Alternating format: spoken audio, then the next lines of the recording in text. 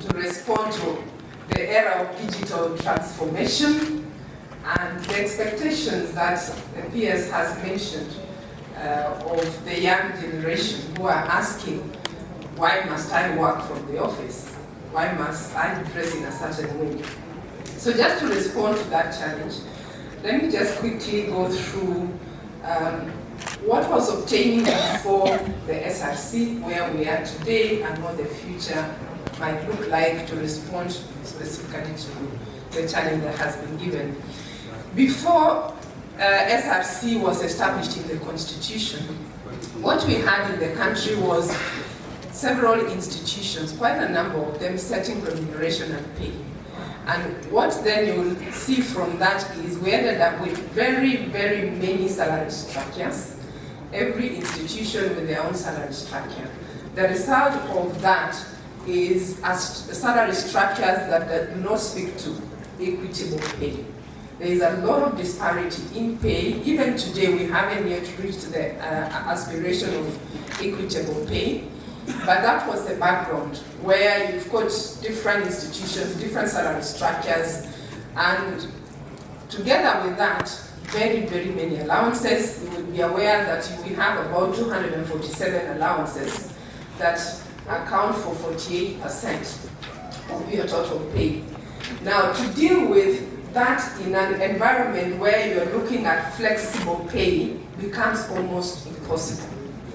So what has the Commission done in the interim period as we look at the future? First is that the Commission has 5 principles that we adhere to. And over the last 10 years, the first one is to ensure fiscal, a wage bill that is fiscally sustainable, affordable, fiscally sustainable. From 2013 up to now, that wage bill has gone, that ratio.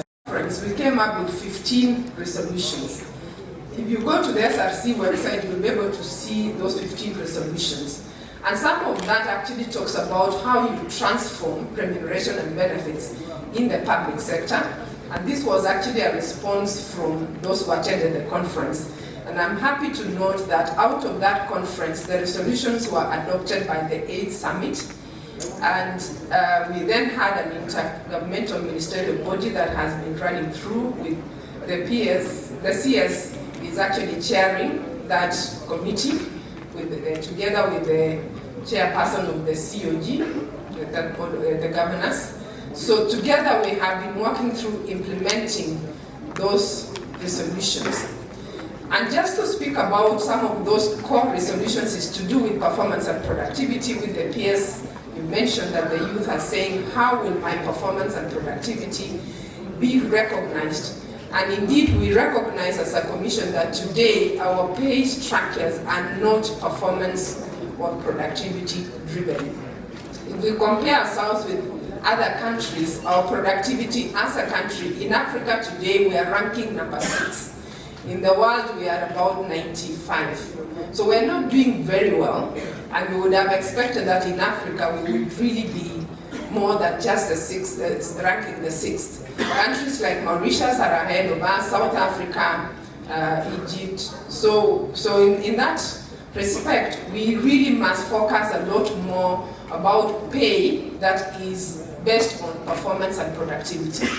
So and I'm happy to report that that was one of the resolutions from the summit, that we must develop a framework for recognizing performance and productivity. Together with stakeholders, that framework has now been developed. It's being piloted in a few state corporations, and we are soon going to launch for the entire public service. It's actually been finalized, that's the state, and that equity comes from ensuring that we continuously harmonize the salary structures through job evaluation. And I'm happy to report that in the last 10 years, that's what the Commission has had. We've been able to evaluate all the jobs in order to come up with the relative worth of jobs. And today we can say relatively we are towards getting to a harmonized salary structures. We are not there yet, but we are progressively getting to that direction. So as I conclude, as I've been warned that the 3 minutes are up, let me make a commitment that as a Commission, we are working towards, first of all, putting the basic structures right, because you cannot go into a flexible pay structure with 200 allowances. That's just very, very difficult. So where we are today is we are working on the allowances to make sure that we get to a structure that will enable us now to move to more of a flexible pay that is able to reward based on performance and also allow flexibility in pay. So that is our commitment as a commission, that we will work with the different stakeholders to see how we restructure our pay structures going forward so that we can respond to the needs of the public service. Thank you.